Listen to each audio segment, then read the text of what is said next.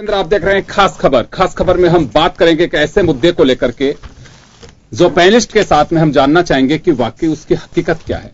हम बात कर रहे हैं फाइनेंस बिल की, जो गवर्नमेंट जून में ही उसे कैबिनेट में पारित कर चुकी है, अभी संसदीय समिति के पास में है और वो एक बिल के रूप में उसे संसद में लाया जाएगा। लेकिन देखना यह होगा कि क्या मेरे आपके कहीं डर है कि आपका जो डिपॉजिट है बैंक्स में उनका क्या होगा। बताया जा रहा है कि एक नए बिल के जरिए वो हम आपको बताएंगे कि आप थोड़ा पीछे जाइए, जब बैंक्स अमेरिका के अंदर डूबने की पोजीशन में थी तब बेल आउट और बेल इन दो शब्दों को आपने काफी सुना होगा। उससे जो जुड़ा हुआ हमारा ये बिल है उसकी तहकीकात करेंगे कि बिल की हकीकत क्या है और पैनलिस्ट उसको लेकर के क्या मानते हैं। क्या आपको किसी तरह की कोई आशंका है या आप लोग आशान्वित होना चाहते हैं कि मेरा जो पैसा है वो डूबना नहीं चाहिए। आप एक बार मजमून देखिए हमारी खास खबर का और उसके बाद हमारे पैनलिस्ट से हम लौटेंगे। हमारे साथ आरपी विजय साहब है, भाजपा नेता हैं, चार्टेड अकाउंटेंट है। कांग्रेस के प्रदेश सचिव सुशील आसोपा साहब हमारे साथ हैं। जाने माने आर्थिक विश्लेषक जयसिंह जी कोठारी हमारे साथ जुड़ेंगे। All India bank employees association से जुड़े हुए महेश मिश्रा जी हमारे साथ जुड़ेंगे। आप सभी का बहुत बहुत स्वागत है। एक बार आप हमारे मुद्दे का मजमून देखिए, उसके बाद हमारे पैनलिस्ट से हम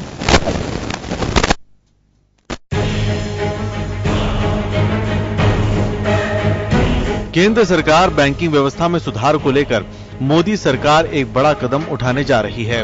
सरकार एक ऐसा बिल लेकर आ रही है जो यदि पास हो गया तो बैंक दिवालिया होने की सूरत में अपने ऊपर आए संकट से अपने ही संसाधनों का इस्तेमाल कर उभरेगा। हालांकि अगर ऐसा हुआ तो बैंकों में जमा आपका पैसा भी दांव पर लगेगा। ये बिल है financial resolution and deposit insurance bill 2017। इस बिल का मसौदा तैयार है। सरकार इस बिल को इसी सत्र में संसद में रख सकती है। आरडीआई बिल वित्तीय संसाधनों के दिवालिया होने की स्थिति से निपटने के लिए बनाया गया है। जब भी कोई बैंक अपना कारोबार करने में सक्षम नहीं होगा और वह अपने पास जमा आम लोगों के पैसे लौटा नहीं पाएगा तो उस बैंक को इस संकट से उबारने में मदद करेगा।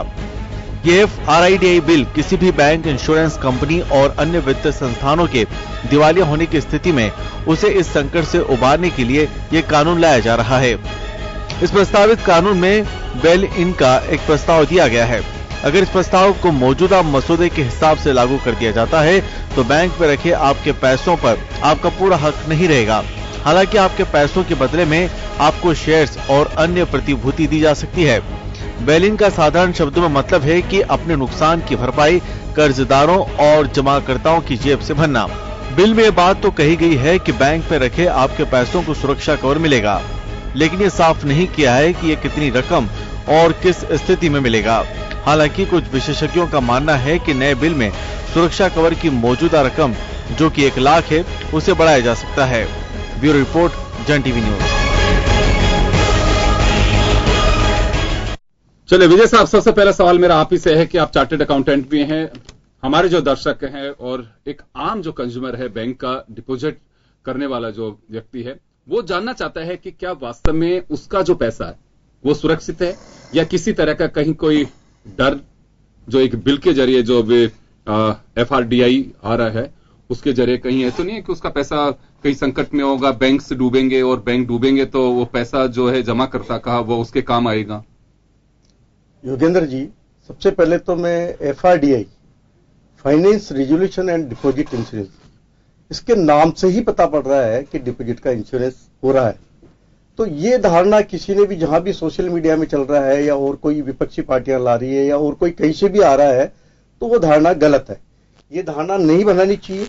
गवर्नमेंट ने बहुत सोच समझ करके 2016-17 का जब बजट स्पीच हुआ था उस समय इस चीज का उल्लेख किया था और जो डिपोजिटर्स की पोजीशन है उसको सुदृढ़ करने के लिए ये बिल लाया गया जी। तो सबसे पहले जो गलत भावना थी कि भाई ये डिपॉजिट वालों को परेशान करेंगे या उनका पैसा सुरक्षित नहीं रहेगा, मैं उनको ये एश्योर करना चाहता हूं on behalf of the government और ऑन बिहाफ ऑफ द जितने भी हमारे जो पार्लियामेंट्रियन है वो भी ये चाहते हैं, क्योंकि ये जो मैटर है ये ज्वाइंट पार्लियामेंट कमेटी को दिया हुआ है तो वो खुद इसमें दिमाग लगा रहे हैं। अगर कोई कमी है तो वो उसको सरकार के सामने लाएंगे और सरकार अगर जरूरी हुई तो कोई संशोधन लेके आएगी, इसलिए डरने की कोई दरकार नहीं है। आप सभी को पता है सन 2008 के अंदर यूएसए और यूरोप के अंदर आपको ध्यान है कि फाइनेंशियल इंस्टीट्यूशन को जबरदस्त झटका लगा था, और इंडिया में उस समय बचत की वजह से या और ये मान के लो कि अपने जो ट्रेडिशनल मेथड है उनकी वजह से हम बचे रहे। और आज की तारीख में इसी तरीके का कोई आगे ऐसी कोई परिस्थिति नहीं आ जाए, उसी लिए ये एफआरडीआई लाया जा रहा है। तो इसके अंदर उल्टा और ज्यादा सुरक्षित महसूस करेगा जितने भी अपने डिपॉजिटर होल्डर हैं। तो ये कहना गलत है कि ये किसी के कर्टेल करने के लिए या डिपॉजिटर्स को कर्टेल करने के लिए ये बिल लाया जा रहा है।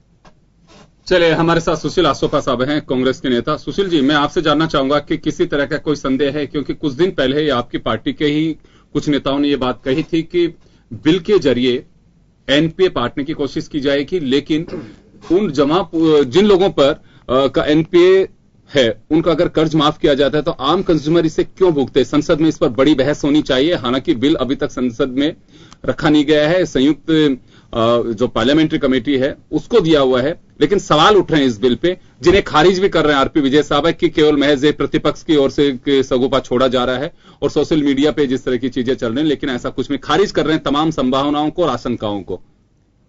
मैं आपकी सहमति से योगेंद्र जी, मोदी जी की भाषा में दो बात कहूंगा।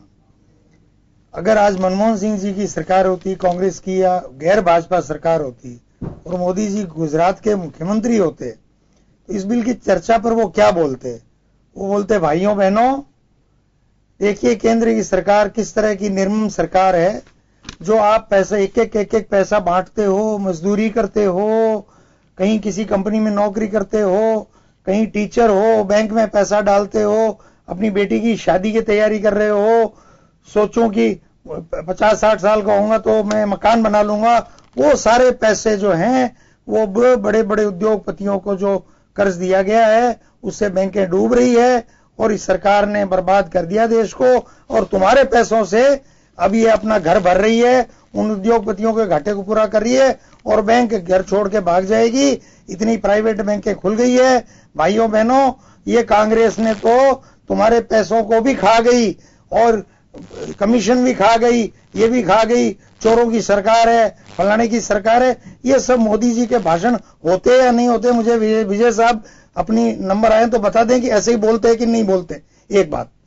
दूसरी बात, ये नोटबंदी जो नहीं, आप बोलिएगा, नोटबंदी जो आपकी आई है वो एफआरडीआई बिल से पहले जो नोटबंदी आई है वो ये उनका ध्येय स्पष्ट नजर आता है कि लोगों की जेब से पैसा निकालो और बैंक में जमा करा दो, और बैंक का पैसा जो है वो एनपीए को न्यूट्रलाइज करने के लिए, बैंक की स्थिति ठीक करने में लगा दो।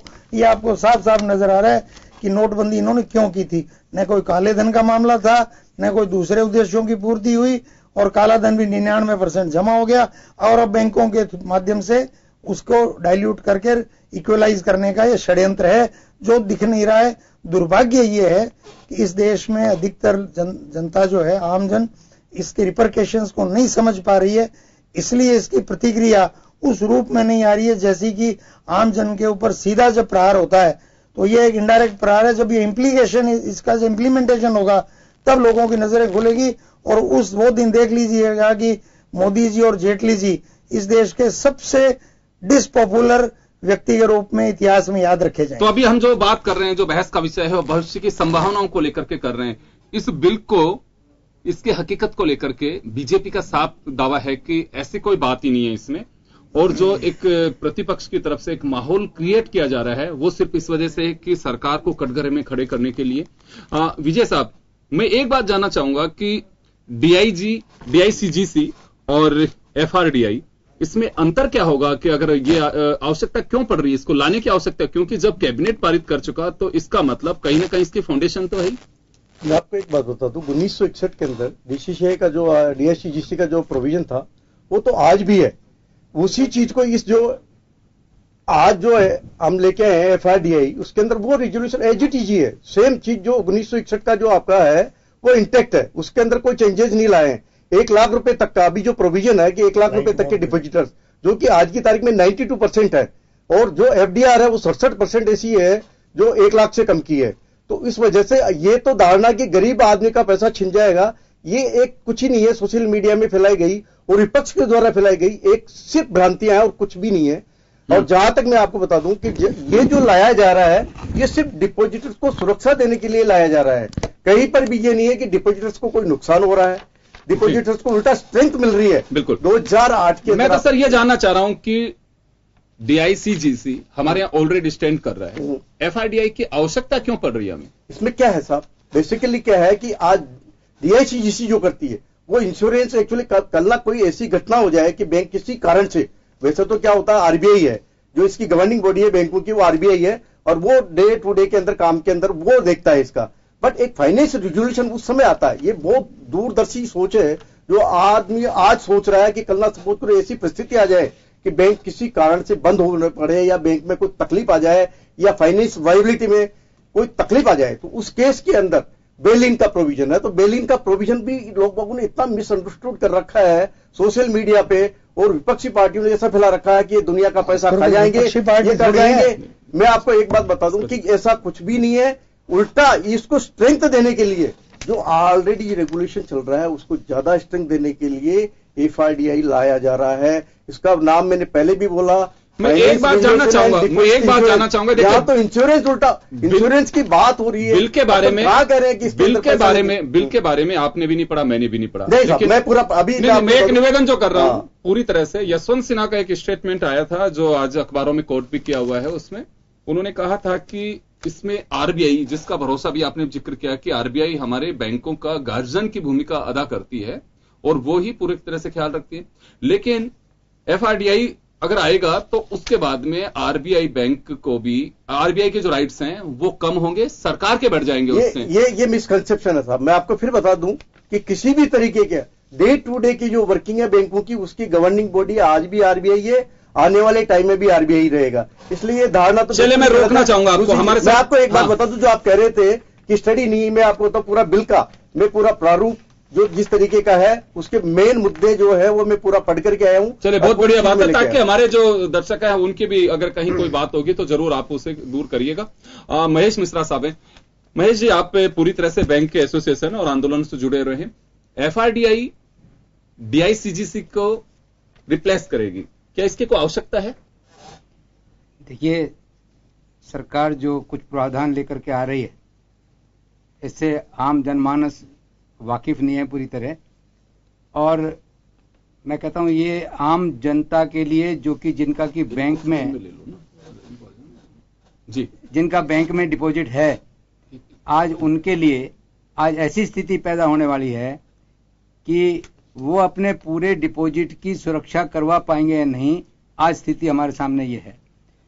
किस तरीके से आज ये FRDI की आवश्यकता क्या होगी, क्या जरूरत थी। और आज तो इंश्योरेंस, आज तो बैंक अगर कहीं बैंक का कहीं फेल होने का होता है तो 1 लाख रुपया तो उसको खाते से मिल जाता है जी। आने वाले समय में FRDI में क्या होगा, क्या उसको मिलेगा, क्या उसके बदले में कोई कन्वर्जन में मिलेगा, आज बिल्कुल ही उसके बारे में कुछ भी नहीं है। तो FRDI, क्योंकि सरकार ने अभी कुछ समय पहले नोटबंदी की थी और नोटबंदी के बाद जो स्थिति पैदा हुई उसके बाद में आज बहुत सारे आम ग्राहकों के ऊपर टैक्स लगा दी।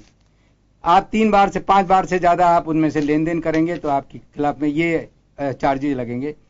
350 करोड़ रुपया स्टेट बैंक ऑफ इंडिया ने मात्र इस बात के लिए कमाए कि आज उन्होंने चार्जेस कर दिए कि आपके बैलेंस कम हो गए, या और दूसरे तरीके के अकाउंट आपने बंद कर दिया, या आपका चेक रिटर्न हो गया, ये इस तरीके से।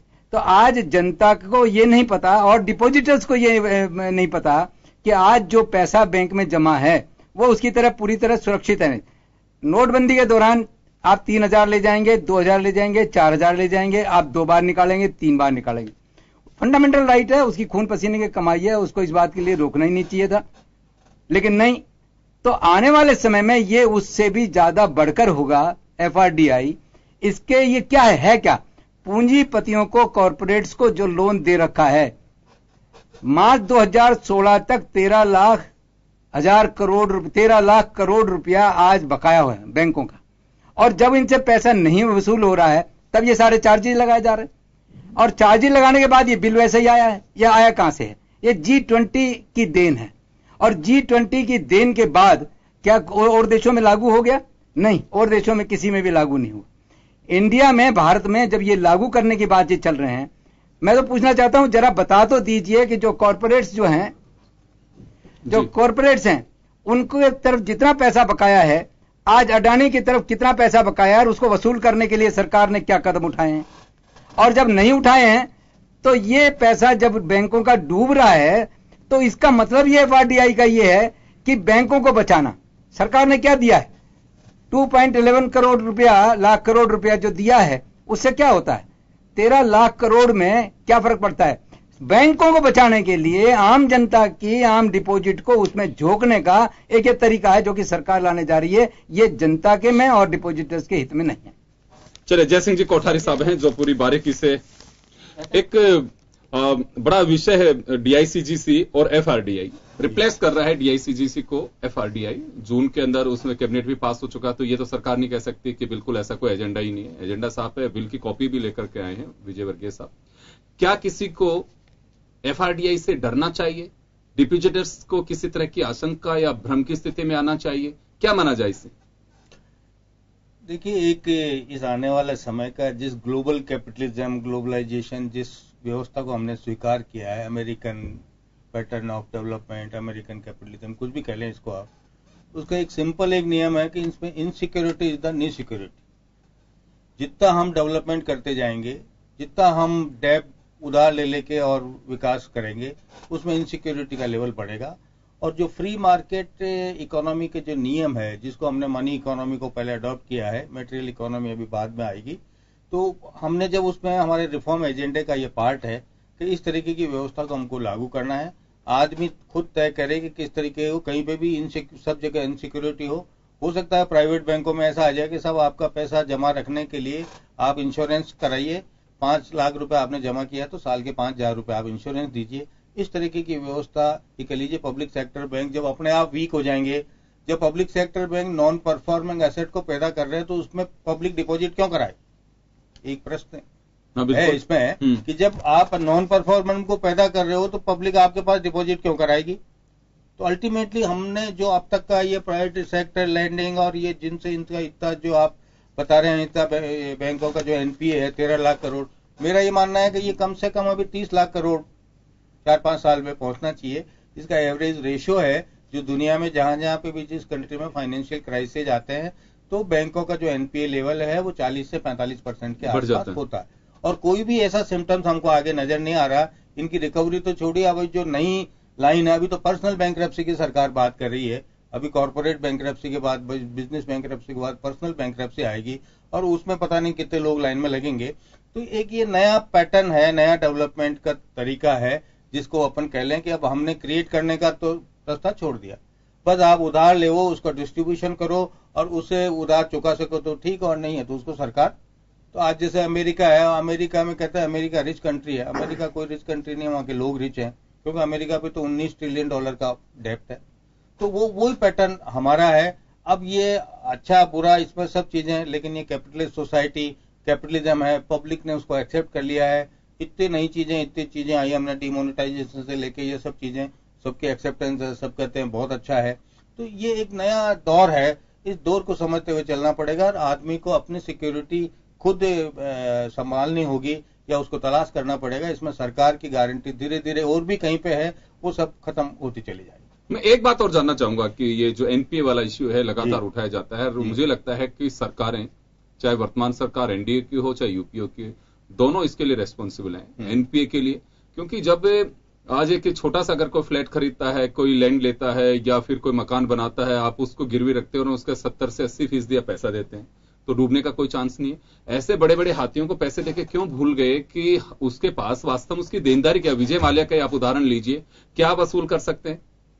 नहीं, उसमें वसूल होता ही नहीं है जी। मैं खुद कह रहा हूं, अभी तो आप ये कॉर्पोरेट बैंकरप्सी है, जब पर्सनल बैंकरप्सी आ जाएंगे तो उसमें मान लीजिए पूरे कंट्री में 80 लाख लोग या 2 करोड़ लोग पर्सनल कहेंगे हम बैंकरप्ट होने आए हैं, क्या कर लेगी सरकार? तो ये इसी दौर को समझने की बात है कि हम क्रिएशन को भूल गए, क्रिएशन सिस्टम में से आउट हो गया। हम कोई एक्सपोर्ट नहीं कर रहे हैं। हम चाइना की जैसे किसी कंट्री को कोई प्रोडक्ट ले जाके बेचने का हमारे पास में कोई सामान नहीं है, कोई उसकी बात नहीं करता, कोई प्रोडक्टिविटी की बात नहीं करता, केवल सब है आराम से रहो, उधार ले और घी पियो। ये उसके ये कह लीजिए साइड इफेक्ट है, उसके परिणाम। उधार देने वाला वो तो आज नहीं, आपसे 10 साल बाद लेगा, 5 साल बाद लेगा, वो छोड़ेगा थोड़ी आप। ये कैपिटलिज्म है, ये नई व्यवस्था है। तो इसलिए इसको ये कह लीजिए कि ये सरकार ला रही है। इसको मैं दूसरे रूप में अगर कहूं तो ये पॉलिटिक्स वर्सेज इकोनॉमिक्स की लड़ाई का दौर है। तो एक इकोनॉमिक्स का ये अस्त्र भी है कि ये पॉलिटिक्स पे ऐसा असर चला जाए जिससे वो डिस्टेबल हो, क्योंकि हमेशा उसको मजा उसी में आता है कि पॉलिटिकल सिस्टम है वो डिस्टेबल रहना चाहिए, उसमें स्टेबल नहीं रहना चाहिए। तो इसको उस दृष्टि से भी देखा जा सकता है, ऐसा मेरा सोच है। विजय साहब, अभी आपने दो हमारे बीच सीधे एक बैंक से जुड़े महेश मिश्रा साहब और जयसिंह जी कोठारी साहब जर्नलिस्ट हैं, बहुत बारीकी से चीजों को समझते हैं।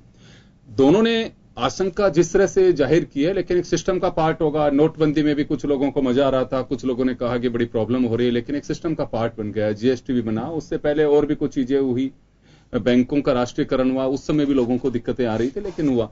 ये एफआरडीआई का जो हिस्सा है, अभी बताया भी कोठारी साहब ने कि एक ऐसी स्थिति पैदा होगी कि प्राइवेट जो बैंकर्स हैं, क्योंकि पैसा जब गवर्नमेंट गारंटी नहीं देगी तो प्राइवेट बैंक गारंटी देंगे, प्राइवेट लोकर सिस्टम होगा। आज तो आप अपने गहने गुटिया रख रहे हैं, आप पैसे रखने की भी एक तरह से आपको एक फैसिलिटी प्रोवाइड कराई जा रही है, लोन की तो वो माफ करेगा। अभी कल आईएमएफ की एक रिपोर्ट आई है, उसने सरकार को ये कहा है कि आपको बजाय इनको बेल आउट करने के बैंकों को इनका प्राइवेटाइजेशन करना चाहिए। अब प्राइवेटाइजेशन करना कोई इजी जॉब नहीं है, हमारा डेमोक्रेसी का सेटअप है। तो वो प्राइवेटाइजेशन अल्टीमेटली हम हार थक के करेंगे कि भाई अब तो 40% एनपीओ हो गए, सब बैंक डूब रहे हैं, वो कर रहे हैं। अब आप ये ग्रीस में ऐसा हुआ है, अभी पिछले 2 साल पहले हुआ है, रात को 12 बजे असेंबली को बुलाई गई पार्लियामेंट, उसमें बिल पास हुआ कि 100% हम बैंकों की होल्डिंग आपको देंगे जब वो कंट्री को बेल आउट की। तो ये क्या, जैसे बिजनेस बैंकरप्सी है, पर्सनल बैंकरप्सी, उसके बाद आती है कंट्री, उसमें बैंकरप्ट होता है। तो ये जो रास्ता है उसको समझने की बात है कि जब हमने बेस इसका बना लिया तो जब कंट्री बैंकरप्ट होगा तो क्या करेगा, कोई बेल आउट करने आईएमएफ या जो भी आएगा तो वो अपनी शर्तों पे अपने से काम करवाए। विजय साहब, आपने सुना कि देखिए फिलहाल तो इकोनॉमी में एक तरह से कहा जा सकता है कि एक तूफान का मोड होगा और किस दौर में कहां जाएंगे, अभी इसके साइड इफेक्ट्स जो हैं वो अभी तो कहना जल्दबाजी होगी, लेकिन दिखाई साफ दे रहे हैं। योगेंद्र जी, अभी जो हमारे मिश्रा जी बोल रहे थे या सेतिया जी बोल रहे हैं, एक ही बात बोल रहे हैं दोनों कि इससे फाइनेंस की जो सिक्योरिटी है डिपॉजिटर्स की वो खत्म हो रही है। मैं नहीं मानता किसी भी तरीके से, उल्टा जो इसका प्रारूप में बार बार कह रहा हूं, finance resolution and deposit insurance, उल्टा इंश्योरेंस बढ़ रहा है। एग्जिस्टिंग जो सिस्टम है उसको और भी ज्यादा सुदृढ़ किया जा रहा है। तो ये सारी भावनाएं जो भी चीजें हैं, ये एक सोशल मीडिया है या फिर कुछ सोची समझी ऐसी कोई बात है, अदरवाइज ऐसा कुछ है ही नहीं। अभी तो पार्लियामेंट्री कमेटी के पास वो गया हुआ है बिल, और बिल उसके ऊपर वेटिंग हो रही है, उसके बाद में डिस्कशन होगा, वो अपनी रिपोर्ट देंगे, उसके बाद में अगर कोई चेंज होने वाली चीजें तो चेंज भी की जाएगी। तो इतना इनसिक्योर होने की दरकार नहीं है हमारे को।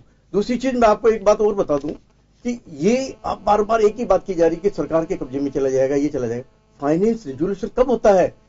आज की तारीख में बैंकों का ये फाइनेंस रिजोल्यूशन जो है, ये एफआरडीआई जो है, ये सिर्फ बैंकों नहीं कर रही है, ये चाहे सेबी हो, ईडा हो या आपके जो पेंशन फंड वाले हैं, उनको सबको रेगुलेट करेगा ये।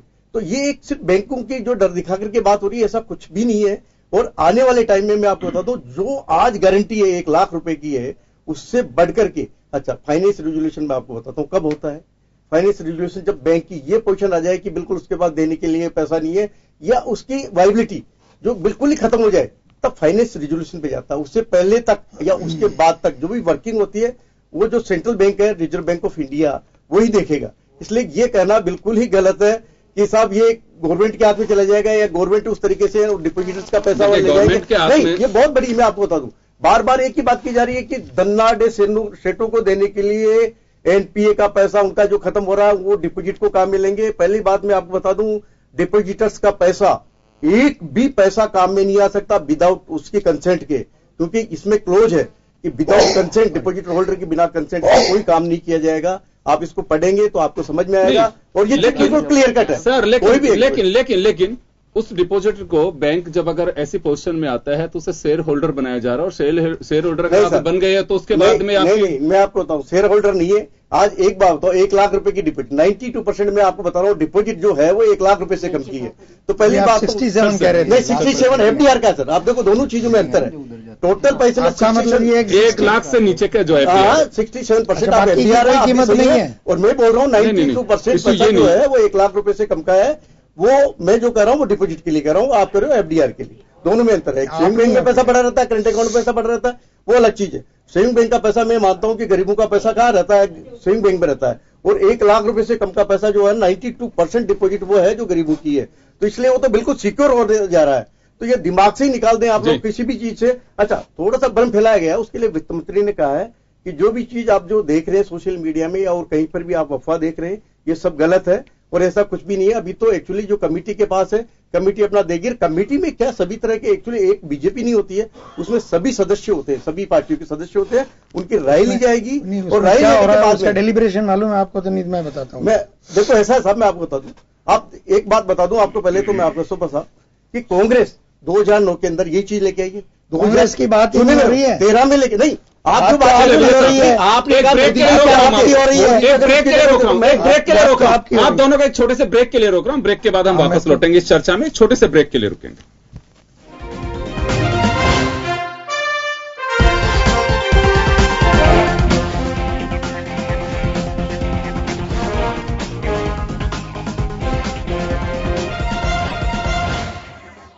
के बाद एक बार फिर आपका स्वागत है। आप देख रहे हैं खास खबर और हम चर्चा कर रहे हैं कैसे बिल को लेकर के जो DICGC से FRDI में कन्वर्ट होने की एक जो कवायद चल रही है और जून 2017 में ही इस बिल को कैबिनेट में पास किया जा चुका है। अभी पार्लियामेंट्री ज्वाइंट कमेटी के पास में बिल है और इसको लेकर कई तरह की आशंकाएं पैदा की जा रही हैं। चलिए महेश जी के पास में एक बार मैं जाना चाहूंगा। महेश जी, मैं एक बात ये जानना चाहूंगा कि NPA से बाहर निकालने के लिए सरकारों के कोई ऐसे कदम, क्योंकि NPA देखिए एक दिन का नहीं है। अभी तक तो जेटली साहब ने पिछले दिनों जब ब्रीफिंग की थी, वो ब्रीफिंग में बताया था कि 8,32,000 करोड़ रुपए का NPA, जो हालांकि पूछा भी था लोगों ने कि साहब ये तो बहुत पुराने आंकड़े बता रहे हैं, अभी तो NPA बढ़ चुका है। तो क्या कहीं ऐसा दिखाई दे रहा है कि कांग्रेस या बीजेपी में थोड़ा सा हम अलग देखें, या बात करें यूपी एनडीए गवर्नमेंट की कि हाँ इनका कदम थोड़ा सा डिफरेंट था, अगर इस रूट पे चलते तो हम और इससे आउट हो सकते थे, कुछ ऐसा नजर आ रहा है? क्योंकि NPA बड़ा विषय है और अगर NPA नहीं होता तो मुझे लगता है DICGC को रिप्लेस करने की आवश्यकता नहीं थी FRDI की। NPA दो तरीके से है, कॉर्पोरेट्स की तरफ और आम छोटे लोगों की तरफ या किसानों की तरफ। छोटा किसान कहीं से भी करा करके वो उसको उतारता है, लेकिन बड़े जो कॉर्पोरेट्स हैं, बड़े घराने हैं, आज उसको पैसा लेने के बाद आज उसको रिपे नहीं करते। और सरकार जितनी भी बार, चाहे रिकवरी ट्रिब्यूनल बनाए हों, चाहे नई कितने भी इन्होंने हमारे चिल्लाने के बाद कुछ भी किया हो, लेकिन आज तक भी सरकार की नीयत ये नहीं है कि ना तो उसको उजागर करती कि किसकी तरफ। हमने एक बार अपना सम्मेलन जब बॉम्बे किया और बॉम्बे में राज्यसभा की चेयरपर्सन हो गई, तो वो पूछ रही थी कि ये NPA, मुझे पता ही नहीं था ये इतना NPA इन बैंकों का आज ये इतना है। तो आम ये बताया तो जाए कम से कम ये NPA किस किस की तरफ है और कितना दिन हो गया चुकाया क्यों नहीं जा रहा, और सरकार की क्या मंशा है। बल्कि हम तो इस बात के लिए अब तो मांग करने लग गए इनके खिलाफ में क्रिमिनल केस क्यों नहीं दायर किए जाते। आज ये NPA के लिए क्रिमिनल केस क्यों नहीं दायर किए जाते, जिससे बैंकों का पैसा आ जाए, बैंक स्मूथली चलेंगे। और जब बैंक स्मूथली नहीं चल रहे, उसका कारण यह है कि बैंकों का पैसा रुक गया, और पैसा रुक गया तो पैसा रुकने के बाद आज बैंक क्या कर रही है, बैंक चार्जेस लगा रही है, और चार्जेस लगा करके किसके ऊपर भार पड़ रहा है, आज इन्हीं के आम लोगों के ऊपर भार पड़ रहा है। बैंक ये कह रही है हमने इससे इतना कमा लिया, हमने इससे इतना कमा लिया, लेकिन ये नहीं कह रही कि हमने इतना इससे अभी भी 1,88,000 करोड़ रुपया इस जून में केवल स्टेट बैंक ऑफ इंडिया का NPA हो गया, उसके साथ 5 बैंक और। तो ये जनरल जो ट्रेंड चल रहा है उसकी सफाई के लिए सरकार ने, मैं तो फिर बार बार मैं यही कहता हूं, और आगे आने वाले दिन कितना ही नोटबंदी, मैं तो बैंक सामने ही हेड ऑफिस में बैठता था, कितना नोट बैंकों में आ रहा था, कितना दिया जा रहा था।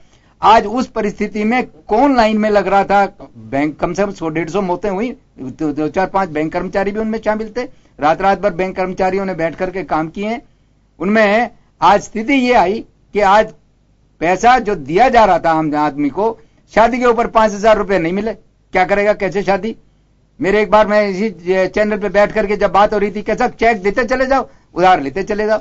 अरे लड़के वाला जो मेरे से दहेज में मांग रहा है वो उधार लेगा क्या, या बाकी चीजों पे, सारी चीजों पे चेक चलेंगे क्या? दहेज में नेग होते हैं बहुत सारे। हाँ, तो सारी चीजों के ऊपर आज कहना यह है कि सरकार एक न एक इस तरीके की फाइनेंशियल ये इस तरीके की पॉलिसी लेकर के आ रही है जहां आम जनमानस को तो पता ही नहीं है। पोजीशन सेठे साहब कह रहे हैं मैं इनको 10 साल पहले से भी 15 साल पहले से भी कोठारी साहब जो मैं सुन रहा हूं और वो स्थिति आएगी। आपने तो बिल्कुल फ्री मार्केट फ्री लाइसेंस छोड़ दिया कि ठीक है नहीं चुकाया जा रहा नहीं जो आएगी वो पोजीशन आएगी और आ रही है अभी आधी तो आ गई आधी और आ जाएगी। लेकिन आज जिन लोगों ने ईमानदारी से 1 करोड़ रुपया है तो हम आपको 3.5% ब्याज देंगे, 1 करोड़ से नीचे है तो हम आपको 3% ही देंगे। किसके लिए बैंकिंग किसके लिए? जिन्होंने मोटा पैसा बैंकों का रोक रखा है। आज मैं तो बोर्ड में ही चिल्लाया नहीं पैसा आया और उसके बाद जब नहीं आया तो उसकी कोई व्यवस्था भी नहीं की गई और व्यवस्था करने की नीयत नहीं है। मैं तो कहता हूं चाहे कोई सरकार आगे बैठे व्यवस्था करने की नीयत नहीं है और इसीलिए ये बिल आ रहा है जिससे बैंक के ऊपर जो आर्थिक भार जिससे बैंकों की स्थिति ऐसी लगने लगे तो ठीक है बैंकों में जो जमाए हैं एक बार उससे आप ये काम कर लो बाद में देखी जाएगी। जिनका पैसा है उनको आप उसमें से कोई शेयर दे देना डिविडेंड कोई वो दे देना ठीक है। ये इसी तरीके की व्यवस्था करने जा रहे। तो इस देश की आम डिपोजिटर्स के लिए ये बिल कहीं भी जाकर के हितकार नहीं है और अभी तक भी जो कुछ हो रहा है सरकार मैं तो ठीक है ये तो राजनीतिक फंडा है और वो राजनीतिक ये तो जो कह करके चलते हैं। लेकिन नोटबंदी का जो कटु अनुभव है जो मैं देख रहा हूं कि किस तरीके से बैंकों में पैसा आता था, किस तरीकों से लोगों को दिया जाता था, किस तरीके से लोगों ने तकलीफ पाई और फिर भी उसके बाद में भी नोटबंदी वाह जिंदाबाद। देश है देश तो इसी तरीके से चले। चलिए आसोपा साहब आपने सुना ये जो स्थितियां हालात जो बने हुए हैं खासकर एनपीए अगर बैंकों के पास में पैसा होता स्मूथली सारा सिस्टम चल रहा होता तो मुझे लगता है कि डीआईसीजीसी और एफआरडीआई दो ऐसे शब्द हैं जो एक दूसरे अभी इसको डीआईसीजी को रिप्लेस करेगा एफआरडीआई इसकी आवश्यकता नहीं पड़ रही। आप लोगों ने भी बिल्कुल एकदम से जो चल रहा है सिस्टम उसको चलते रहने दिया और एनडीए ने भी उस पर मोहर लगा करके उसको 2 कदम आगे बढ़ा दिया। समय रहते ध्यान दिया गया होता तो मुझे लगता है कि आज ये हालात नहीं बनते जिसमें हम चर्चा कर रहे हैं या एक छोटा सा जो डिपोजिटर है वो कहीं थोड़ा सा आशंकित है कि मेरे पैसे का क्या होगा। अब देखिए 2-3 बातें मैं इसमें शामिल करूंगा। अरुण जेटली जी ने 3 दिन पहले कहा कि हम सरकारी बैंकें बंद नहीं होंगी। ये कोई सोशल मीडिया पे किसी ने कोई कांग्रेसी ने नहीं चलाया है कि आपने अभी कोठारी साहब ने कहा आईएमएफ ने कहा है कि सरकारी बैंकें बंद करो। ये उसके रिपरकेशन में प्राइवेटाइजेशन करो उनका एक ही बात है कैसे ही ले आओ उसका मतलब कि सरकारी मतलब सरकारी नियंत्रण खत्म करो मोटी बात एक है। तो उसको उनको खंडन करना पड़ा कि सरकारी बैंकें बंद नहीं हो रही हैं तो आम भाषा में क्योंकि इस बिल को तो आम आदमी समझ ही नहीं रहा है तो उनको करना पड़ा खंडन। ऐसे ही उनको जब ये चला गुजरात चुनाव में आप याद करिए राहुल गांधी जी के बाद अजय माकन जी ने आधे घंटे की प्रेस कॉन्फ्रेंस करी है जो ये विजय साहब ले रहे हैं उसको पूरा पढ़ के सुनाया है और उन्होंने उसके क्वेश्चंस लिए हैं। एक वार्ताकार ने पूछा कि साहब आपके लोग भी तो संयुक्त प्रवर समिति में सदस्य हैं तो उन्होंने कहा कि वो आप उसके मिनट्स हम जारी करेंगे और बताएंगे कि किस प्रकार से हमने उसको ऑब्जेक्शंस लगाए हैं और प्रवर समिति में कोई यूनानिमस नहीं होता लोकसभा राज्यसभा में जाता है कि ये डिसेंट नोट्स हैं इस मेंबर के तो कांग्रेस के जो डिसेंट नोट्स हैं वो क्लियर उसमें दिखेंगे कि हम क्या चाहते हैं इसके अंदर। इसलिए वो बात कहना कि सब पार्टियों के लोग हैं दो बात। तीसरी की बात एनपीए के लिए आप लोग भी इतने दोषी है जितने एनडीए। देखिए एनपीए में अगर इस बात पे एक बार इसको एकेडमिकली मुझे कहने की इजाजत मिले आप एक 2G का मैं उदाहरण लूंगा स्पेक्ट्रम की नीलामी का। Let us be very open to this discussion कि स्पेक्ट्रम की नीलामी हो रही है अब किससे उससे स्पेक्ट्रम की मतलब अलॉट हो रहा है नीलामी से और आपका जो एनपीए है उसमें करीब करीब 3-4.5 लाख करोड़ रुपया टेलीकॉम कंपनियों का है जिसमें से अकेले 45,000 करोड़ रुपया अनिल अंबानी की कंपनी का है और उसने 18,000 करोड़ रुपए में अपनी एक रेलकॉम जो है वो अडानी को देने की उसके नेगोशिएशन चल रहे हैं या मुकेश अंबानी को देने के दोनों को देने के नेगोशिएशन चल रहे हैं। पावर कंपनी तो उसने अडानी को बेच ही दी 18,000 करोड़ जी, तो मेरा कहने का मतलब ये है कि 3 लाख करोड़ का एनपीए तो टेलीकॉम कंपनियों में मतलब ये है कि आप इस जेब से निकालो इस जेब दे दो पहले आओ पहले पाओ या जो दूसरा बिना नीलामी का जो आवंटन है वो अगर पारदर्शी तरीके से ठीक चैनलाइज हो तो निश्चित रूप से टेलीकॉम कंपनियां शायद ज्यादा वायबल तरीके से काम कर सकती हैं। पर अब देश की पॉलिसी है क्योंकि चुनाव जीतना था और क्योंकि आपको प्रोपेगेंडा करना था इसीलिए आप दोनों पधारे। उससे पहले मैंने एक बात कही थी, मैं आपके बड़ी मजेदार चुटकुला समझिए कि अगर ये परिस्थिति मनमोहन सिंह जी की सरकार ने की, वो तो बात अलग मोदी जी क्या बोले होते, अलग होते, बोले होते। मैं तो इतनी सी बात देश राजनीति का शिकार हो रहा है, मैं ये कह रहा हूं। मैं तो एक बात जानना चाह रहा हूं सर, मैं एक बात जानना चाह रहा हूं आपसे कि देश के नहीं दुनिया के अच्छे अर्थशास्त्रियों में से एक मनमोहन सिंह जी को जाना जाता है। उनको तो मनमोहन सिंह का सर वो कुछ भी कह सकते हैं, मैं तो जो बात कर रहा हूं। मैं तो एक बात जानना चाह रहा हूं कि एनपीए को लेकर के वो भी ऐसे सजग नहीं। एनपीए तो बढ़ता ही चला गया, एनपीए बढ़ता चला गया कि मैं तो बहुत लंबी बात नहीं करता हूं। जैसे डिस्कॉम्स हमारे यहाँ पे हैं, अगर उनकी हालत जिस तरह की हुई है वैसे एनपीए की पोजीशन देश के बैंक्स की हुई है। इसका कारण बता देता हूं एक, मतलब क्यों कि जैसे एक अलॉटमेंट ऑफ कॉन्ट्रैक्ट ले लीजिए, किसी को 2000 करोड़ रुपए का कॉन्ट्रैक्ट देना है तो उसकी नेटवर्थ का एक फार्मूला है सरकारों में, सभी सरकारों में, कि नेटवर्थ इतनी होनी चाहिए। वो नेटवर्थ को क्या करता है कि हमने जितनी जमीनें हैं, ये बड़ा ये नेक्सस है, जमीनें हैं उसकी, साहब टोंक रोड पे इतनी जमीन है, आगरा रोड की दिल्ली में इतनी जमीन है। सर डीएलसी तो होती है लेकिन उसकी सर उस नेटवर्थ को लेकर के वो अपना टर्नओवर बनाता है और उसको वो उपयोग में लेता है और उसके बेसिस पे बैंकें जो है वो उसको लोन देती हैं। ये मैं ये मानता हूं निजी रूप में, बैंकिंग नहीं समझता, मैं इंजीनियर हूं, इतना सा समझता हूं। मैं मानता हूं ये फिक्टिशियस है और इसके अंदर सुधार होना चाहिए और वो सुधार करने के लिए किसी को पहल करनी होगी। तो ये बीजेपी का साफ दावा है, वही सुधार करने की 2 कदम हम बढ़ा रहे हैं, ऑब्जेक्शन नहीं होना चाहिए। इससे ये है कि जो आम आदमी में जो स्केयर है, जो भय, मैं आपको अभी बाहर कह रहा था कि मेरी भी एक एफडी पड़ी है, मैं कितना सिक्योर हूं, बड़ा मुझे खुद ही डर लग रहा है, तो मैं नहीं जानता क्या होगा। एक्सिस बैंक में है वो गर्ल्स, जैसे यूटीआई को वाजपेयी जी का दामाद समेट के ले गया, US 64 को, पीपल रिमेंबर दैट, तो ये एक्सिस बैंक को समेट के ले जाएंगे, कोई पता नहीं है। ये मोदी जी ने चूंकि नोटबंदी जीएसटी में गलत तरीके से मोदी जी ने तो किया, इसलिए लोग डरे हुए हैं, इसलिए लोग ज्यादा डरे हुए हैं। अरे अशोक जी बात कर रहा हूं, आप इतनी बड़ी बड़ी बातें कर रहे हो, बट ये तो बताओ कि आप लोगों ने क्या किया था। आप मनमोहन सिंह जी की बात कर रहे हो, मनमोहन सिंह जी सरकार नहीं चलाते थे, 10 जनपद से सरकार चलती थी और कैसे सरकार चलाई है, उसी की वजह से आज ये एमपी बढ़ रहे हैं। आज ये नहीं कि 3 साल के साथ में 14 से 17 के एमपी नहीं बढ़ गए। अब आप ये सारे आपकी देन है। पहली बात तो ये पब्लिक के सामने बोलो कि हमारी देन है, ये आपको बोलना पड़ेगा। आज ये मनमोहन सिंह जी जबरदस्ती बोलेंगे, जब तक वो हमारे फाइनेंस मिनिस्टर थे बहुत बढ़िया थे। मनमोहन सिंह जी के वो छूता था, जब से मनमोहन सिंह जी के पैर तो वो छूता था जिसके गले लगने के लिए मोदी जी तरफ से दिमाग से निकाल दो आप ये चीजें। और ये जितना भी एनपीए है, ये एनपीए कांग्रेस की देन है, कहने से थोड़ी हो जाएगा। नहीं हो क्या जाएगा, सारी दुनिया देख रही है। अभी शासन कितना चलाया, आपने कितना चलाएगा, तो विदेश में हो नहीं। 3 साल का तो एनपीए 13 लाख करोड़ नहीं है, विदेश में लिया आप जो कह रहे हो नहीं है। पहली बात मैं बता दूं, मैं पहली बात तो इस बिल को किसी ने पढ़ा नहीं, जितने भी अपने यहाँ बैठे हैं जो चर्चा कर रहे हैं, मैं बता दूं कि जितनी बातें हो रही है ना, ये एक भी बिल के तहत हो ही नहीं रही। बिल की जो बातें वो तो है ही दूसरी ऑल टुगेदर डिफरेंट है। उसमें तो डिपोजिट आदमी को इसका पैसा वहां यूज में ले लेंगे।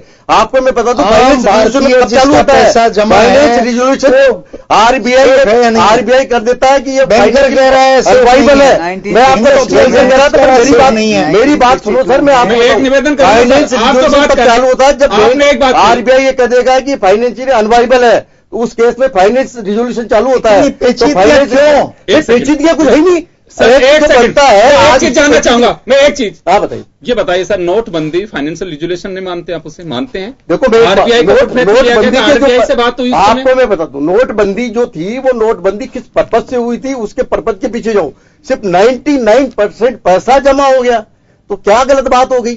आज की तारीख में अखबार की रद्दी को तो आदमी बेचता है, आप कहते हैं नोटों को फेंक देंगे, हम नहीं फेंकता कोई आदमी। तो इसलिए ये किसी गलत फहमी में आप मत रहो कि नोटों को 99%, अरे 99% हो जाएगा। तो मैं तो 10 रुपए की रद्दी का 10 लाख रुपए तक वेट करता हूँ, और था कौन सा रद्दी लेने वाले को मैं बुलाता हूँ और उसको देता हूँ। तो ये दिमाग से निकाल दो कि कोई नोटों को फेंक देगा, 99% नोट जमा हो गए तो होने ही नहीं। तो कौन सी थी, मैं आपको बता दूं, अभी लोग ये और क्या कहना है कि 99% जमा हो गया, अरे तो होना ही नहीं, गलत क्या हो गया। अरे घर में आपको पता है कि वो उसके बाद में उसकी कोई वैल्यू नहीं रहेगी, कौन घर में रखेगा जी, बैंकों में जमा होगा। तो इसमें गलत क्या है? आप तो दूसरी तरफ चले। नहीं, मैं दूसरी जगह अभी तक किसी ने भी है, मैं आपको बता दूं, आपके FRDI को किसने पढ़ा जाता है? इसका नाम है finance resolution and depositors insurance. इसका रिजोल्यूशन कब चालू होता है? जब RBI ये कह देगा, या ईडा ये कह देगी, या सेबी ये कह देगी, या जो भी रेगुलेटिंग अथॉरिटी है वो ये कह देगी कि ये अब अनवाइबल हो गई है। In that case finance resolution उस समय चालू होता है, उस समय बेल आउट और बेल इन चालू होता है। बेल आउट और बेल इन एक ऐसी व्यवस्था है कि इसके अंदर जब तक कंसेंट नहीं होगी डिपोजिट, ये सब भ्रम फैलाया जा रहा है। डिपोजिटर्स की कंसेंट लेना, डिपोजिटर्स बेल इन का इसमें प्रोसीजर डाल रहे हैं, मैं बताऊं जो बिल है उसमें। तो बेल इन बहुत जरूरी है। 2008 के अंदर जो वर्ल्ड में जो फेल्योर आया, फाइनेंशियली फेल्योर आया था, उसके बाद में ये सारी चीजें सबसे बड़ा अमेरिका में था सर, सबसे बड़ा अमेरिका में। आज मैं आपको अमेरिका में भी है, आपके देश में है, और भी साइप्रस में है, दुनिया भर की जगह पे हुआ है। तो राष्ट्रवादी हो ना, राष्ट्रवाद। तो भाई साहब आगे बताओ कि इस देश में ऐसा क्या बात कर रहे हैं, और अभी तक आप संकट आ गया देश में। आप टेंशन मत करिए आज तारीख में, या तो मैं बता दूं मीडिया चिल्ला रहा है या विपक्ष चिल्ला रहा है। नहीं सर, मीडिया नहीं चिल्ला रहा, मीडिया चिल्लाएगा। वो भी मैं आपको बताऊं, आज की तारीख में जिस तरीके की गतिविधियां चल रही है, उससे उसको एक्चुअली डर पैदा हो रहा है कि कहीं मेरा पैसा तो नहीं डूब जाए। जबकि हम कहते हैं कि साहब अभी तो क्या है, बिल है नहीं है, अभी तो पार्लियामेंट कमेटी के पास है। ये सब दुर्भावनाएं फैलाई जा रही है, इस तरीके किया जा रहा है, पैसा डूब जाए। पैसा कहां डूब जाएगा भाई, किसका डूब जाएगा? आज मैं आपको फिर बाहर कह रहा हूं कि 92% पैसा 1 लाख से कम का है, तो किसका पैसा? वो तो सिक्योर्ड है। 8% भी अनसिक्योर्ड में चला जाएगा साहब, बिल्कुल खत्म नहीं हो रहा। उसका रिजोल्यूशन, वो रिजोल्यूशन के लिए होता है। रिजोल्यूशन कोऑफिशिएंट क्या करेगा? रिजोल्यूशन तो बिल पढ़ाया सर, पूरा बिल पढ़ाया।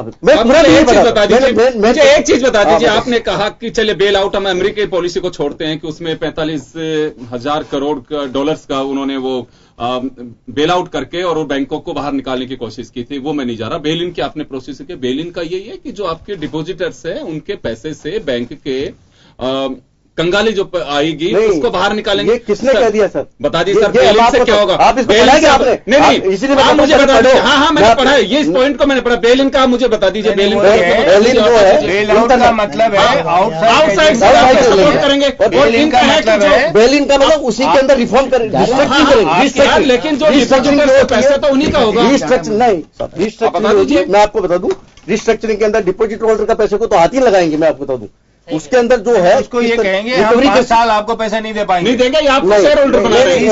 ऐसा भी नहीं है साहब। अभी एक भी पॉइंट में मैं आपको कहीं पर भी नहीं लिखा।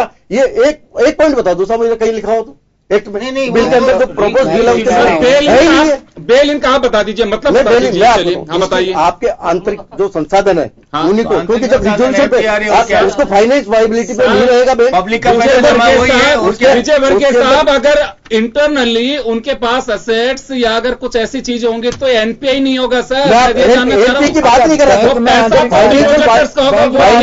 वायबिलिटी आती है उस समय फाइनेंस रिजोल्यूशन के लिए जाएगा, उससे पहले तो आरबीआई करेगा। आज की तारीख में जो जितना भी फाइनेंस का है, अगर एनपी है उसका तो कोई लेना देना ही नहीं है फाइनेंस रिजोल्यूशन से, वो तो आरबीआई देखेगा, उसका कोई लेना देना ही नहीं है।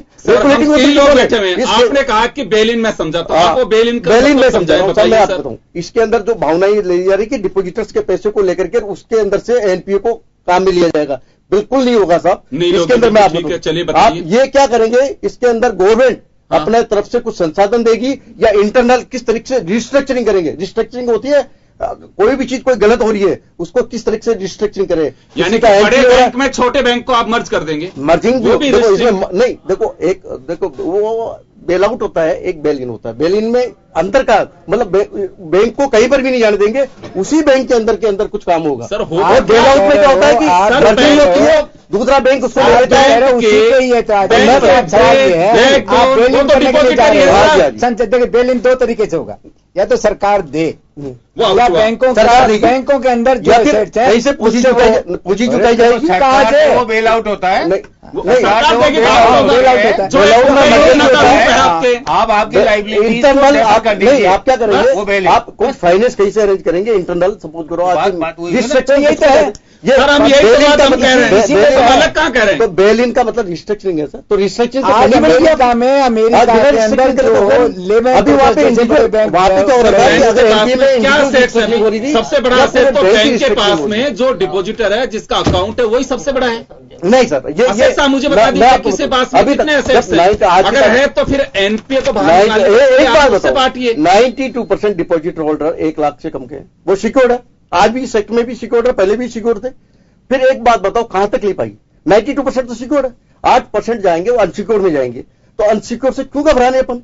उसके अंदर भी ये मान के नहीं है, ये 63% है। नहीं सर, 63% आप एफडीआर की डिपॉजिट की बात कर रहे हैं सर। एफडीआर डिपॉजिट 63% है और टोटल डिपॉजिट का 1 लाख से कम है जो 92% है। 92%। मैं कह रहा हूं ना सर आपको, आप देखो इसके डाटा निकाल के देखो, ये आप अखबार की चीज ऐसी परिस्थिति आती है तो कैश निकालने पे भी बैन लग जाता है। नहीं सर, वो अर्जेंटीना में हुआ अभी रिसेंट। साइप्रस की अर्जेंटीना की बात मत करो, साइप्रस के आधा पैसा मिला की बात कर रहा हूं, हो रही नहीं है। आप एक निवेदन जो मैं कर रहा हूं आज की तारीख में पूरे वर्ल्ड के अंदर डिमोनेटाइजेशन सक्सेसफुल, विजय वर्गीय साहब, सिर्फ विजय वर्गीय साहब आंकड़ा मैंने निकाला है सर, एक मिनट सुनिए आप। बिल्कुल सक्सेसफुल। मैं कहता हूँ ये शोध का विषय साहब, रिसर्च का विषय है, आप बात कर रहे हैं, आप इसको खोल कैसे? आज वो पैसा हमारे पास नंबर 1 में आ गया, बैंकों में आ गया, वो पैसा विजय वर्गीय साहब आपको मैं रोक रहा हूं। आपने जो बात कही ये बात सही है। टोटल एफडीआर जो है, टोटल एफडी जो है, उसमें बिलो 1 लाख वो 67% लोगों की है। लेकिन जो जिनकी आप बात कर रहे हैं टोटल जो आपके कंज्यूमर है या कहें कि जो डिपॉजिटर है, वो 63% है सर। ठीक, 63 नहीं 63 है सर, जो बिलो सर जिनके अकाउंट है, आप पता करा लीजिए अकाउंट या कोई भी जो है। मैं बता रहा हूं।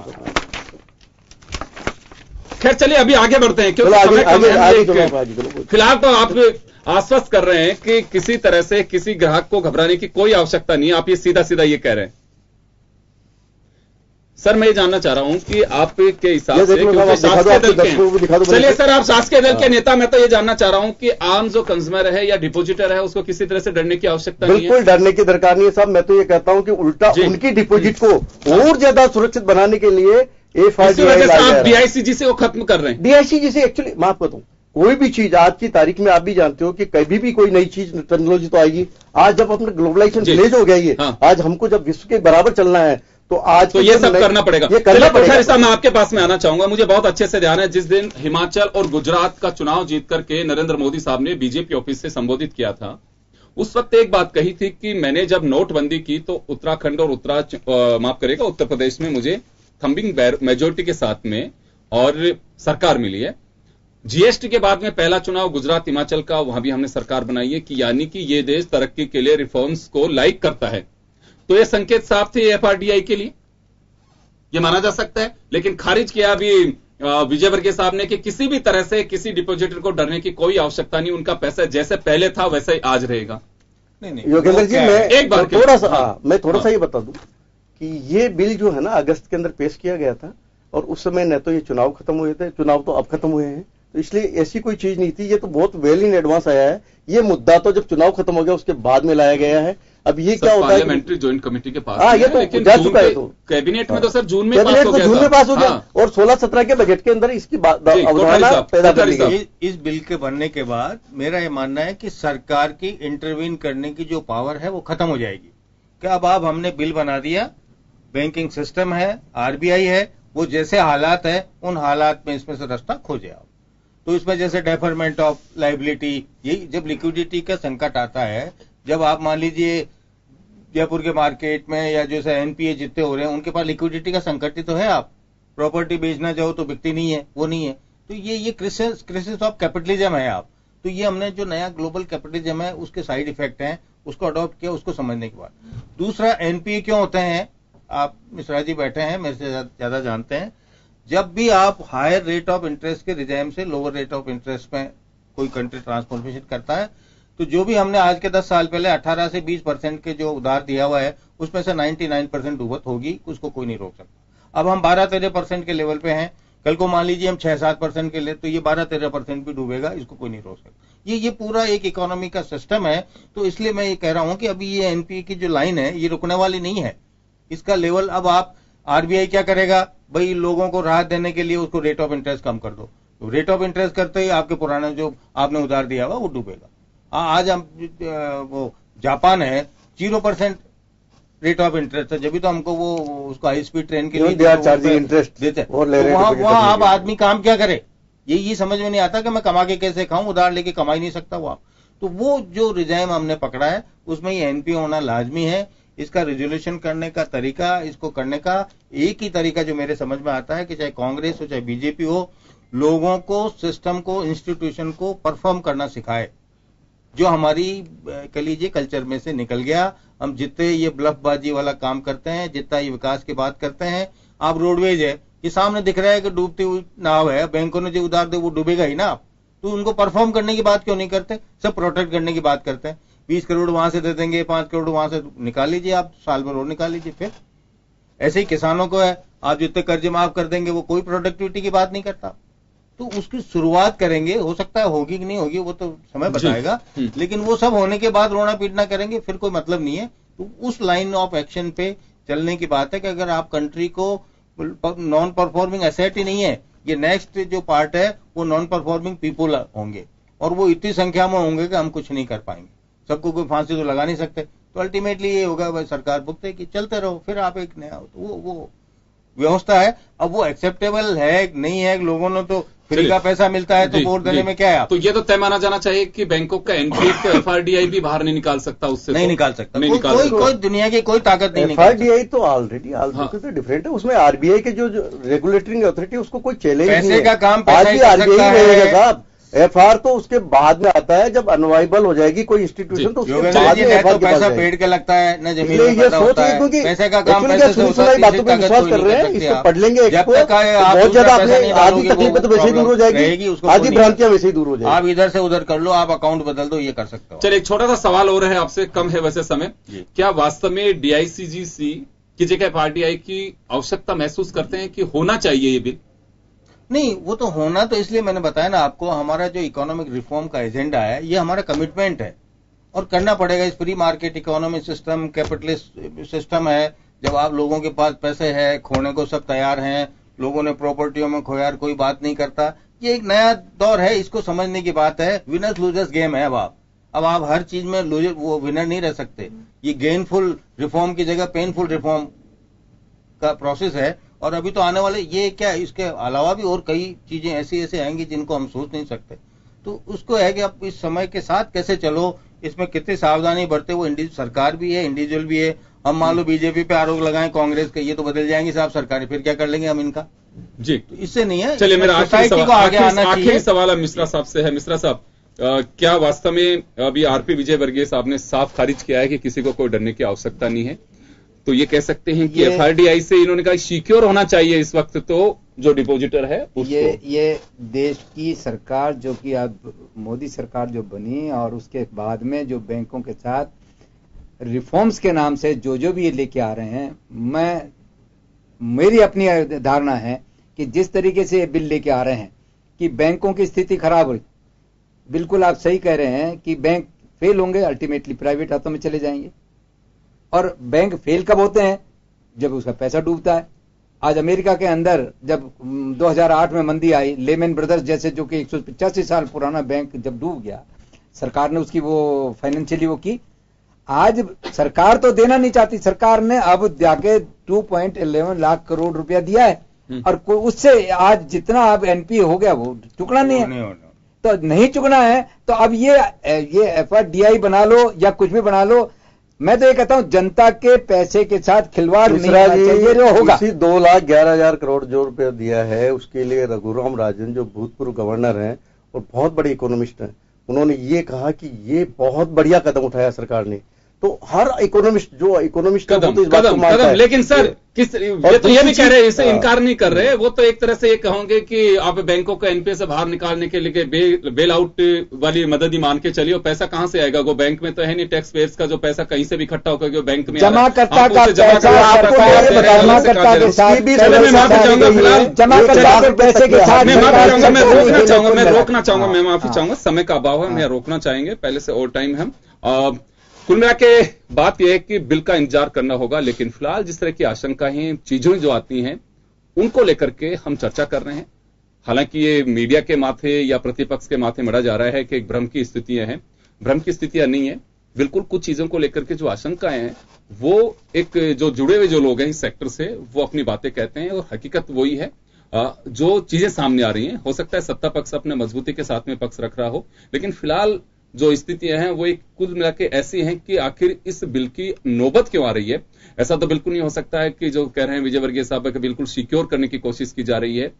लोगों के समझ में एक ही बात आती है कि एनपीए का क्या होगा, क्या वास्तव में इन बिलों से कुछ संरक्षण ऐसा मिलेगा। सबसे बड़ा घाटा तो एनपीए का है जिसकी वजह से हालात ऐसे डूबने के पैदा हो रहे हैं, क्या उसका क्या होगा वो सबसे बड़ा सवाल इस बिल के बाद भी रहेगा। चलिए बहुत बहुत शुक्रिया आप सभी का, और खास खबर में बस इतना ही, दीजिए इजाजत, नमस्कार।